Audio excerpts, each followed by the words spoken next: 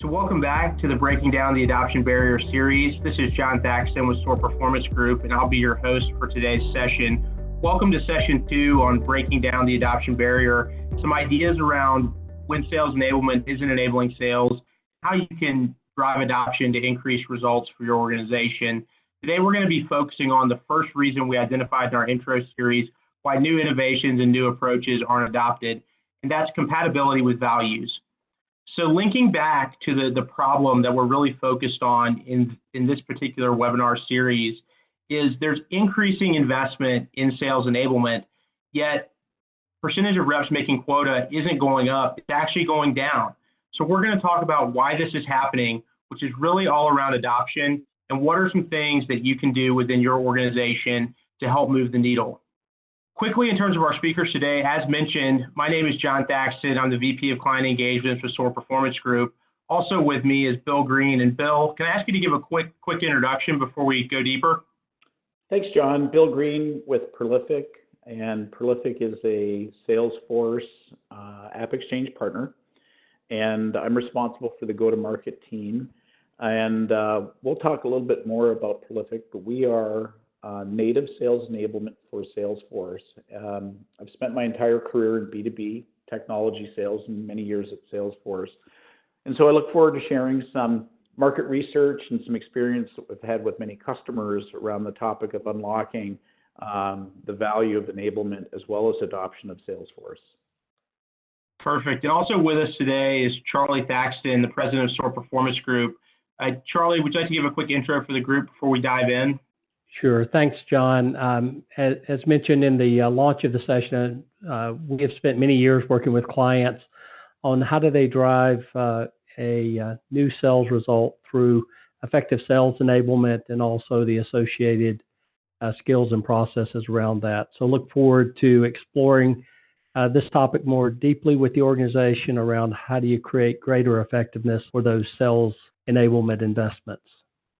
Thanks very much, Charlie. And so in our very first introduction to the series, we introduced 5 reasons new innovations aren't adopted. And today, we're going to focus very specifically on compatibility with values. And so as we spoke about in the first session, compatibility with values is all about things that someone values regardless of situation. So what we're going to do now is spend some time getting some real stories from both Charlie and Bill in terms of how they're seeing this play out with their customers and in their own experiences running sales organizations.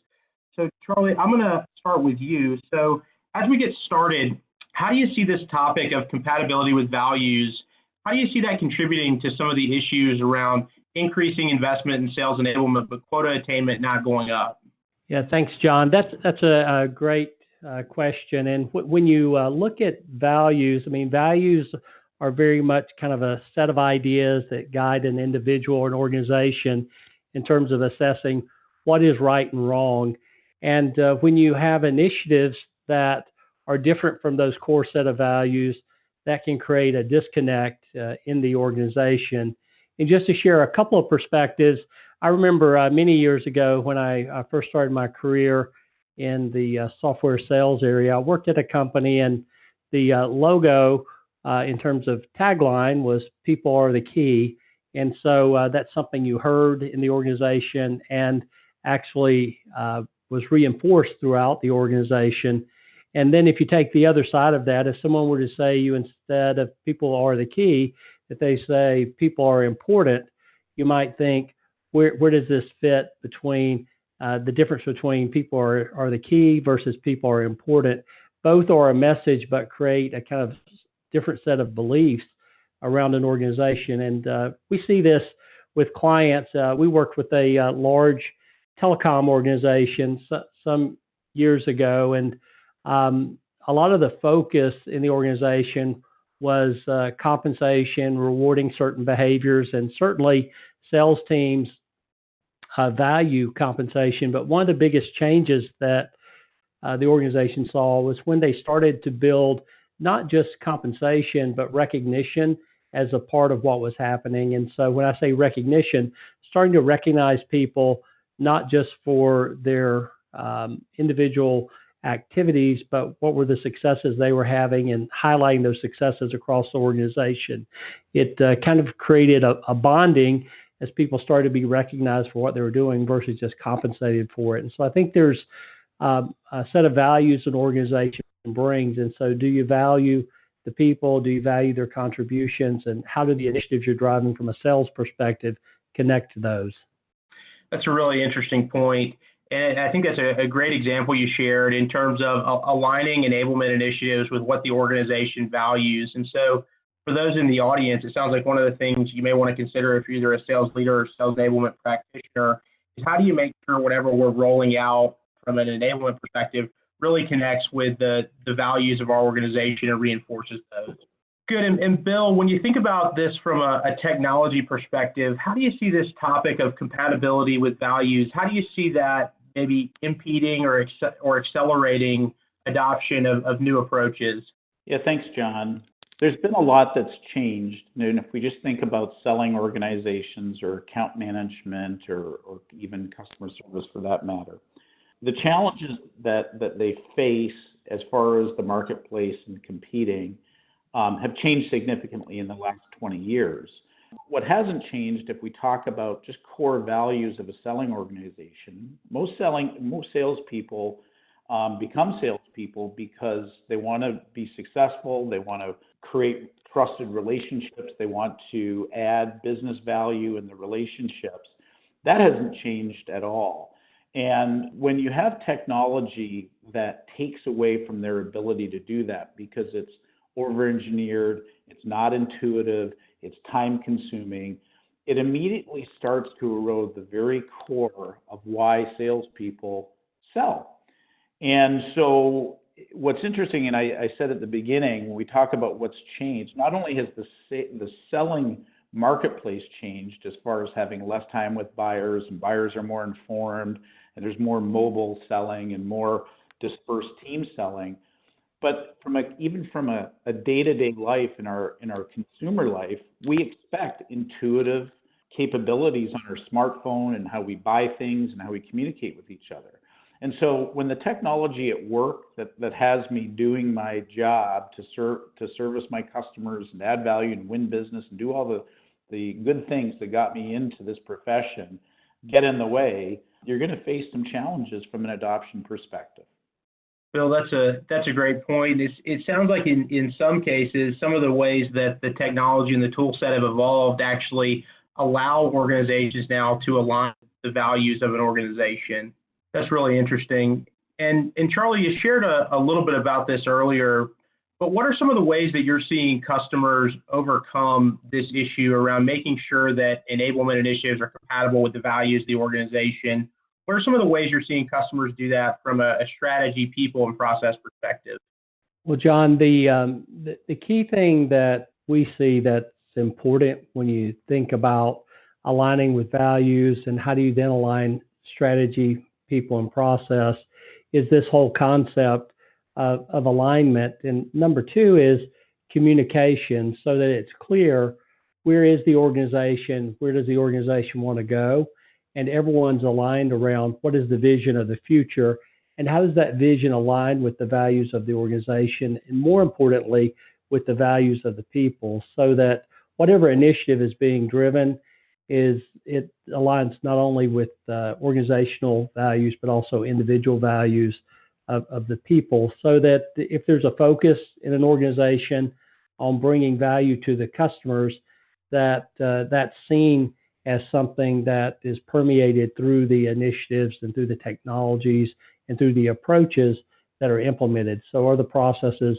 allowing the sales professional, the sales teams, customer-facing organizations to really deliver customer value if that's part of the message of the organization. And if it's around providing efficiency to the customers or providing differentiation to the customers, do the things we're doing as an organization allow us to deliver that from a selling experience, but also from a deployment experience with the customer. That's a really interesting point.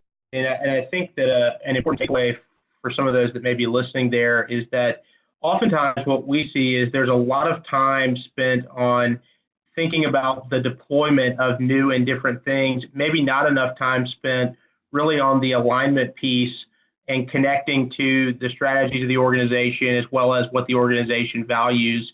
And I think one of the things that we see pretty consistently is those that spend more time on that piece tend to have a much better and differentiated result as compared to those that focus a lot of the time on kind of the deployment aspects around enablement.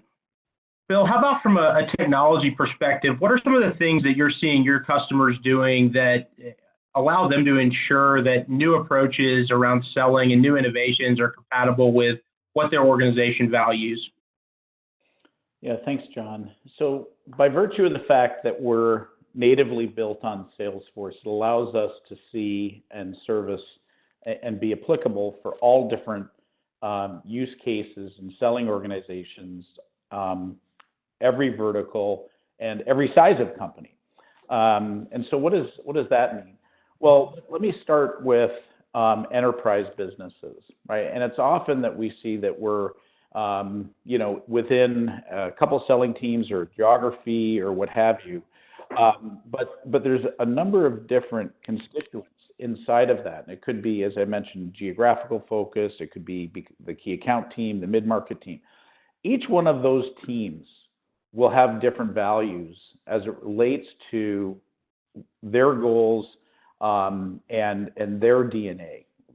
For example, somebody in Europe in an account management group, and that group might have different values than a new logo team focusing on, rapid customer accumulation in the same company. So the implication from a technology perspective is that A, you've got to know what those are within each of the different key stakeholder groups as you're deploying technology, and B, you need technology that's flexible enough to support that and help people accomplish their goals. And then, on the other side of the market, even within, small, medium-sized business, very often we see the concept of new logo hunters, we see the concept of account management as well. And even if it's a couple of people in each one of those groups, what's important to them and the way that they want to go about being successful and be enabled truly by technology does have some differences. And so regardless of who you are and what vertical you're in or what size company, it's really critical to have technology that is flexible and intuitive to use. So that's a really interesting point. It's funny because in the time that Charlie and I have been doing this over many, many years, I can't tell you how many times we've seen something that's supposed to be one size fits all that really ends up fitting none. And it sounds like part of what you're seeing is that from a technology perspective, there's now the capability through a lot of the new things that have been brought to market and the flexibility for people to really make sure that the technology they're deploying fits what their end users are looking for and fits really the way that they sell. Well, Bill and Charlie, I really appreciate you sharing some of those stories and examples around this particular topic, and I really very much think those are some great snippets of real-world experience around this. So we're going to now wrap this particular session, and next time we're going to focus on the second reason that new innovations aren't adopted, compatibility with beliefs, and how you can leverage that to help drive more adoption and more value from your sales enablement efforts. If you're interested in what you heard today and you'd like to get a jump start on increasing that adoption, we'd like to offer one if you want to connect with us at SOAR Performance Group for a free 30-minute leading practices briefing on what top sales enablement organizations are doing differently than others. Feel free to reach out to our Contact Us page. Bill, would you like to share a little bit about how they can, the audience can get in touch with you if they'd like to learn more? You bet, and we invite you to test drive and get your eyes and fingers on Prolific Crush, which is native account planning, or Prolific Ace, which is content enablement, and you can find that at our website or on the Salesforce App Exchange. Awesome. Bill and Charlie, before we wrap, I want to thank you so much for sharing your perspective and experiences with the group, and really excited for our next installment. Thank you, John. Thank you.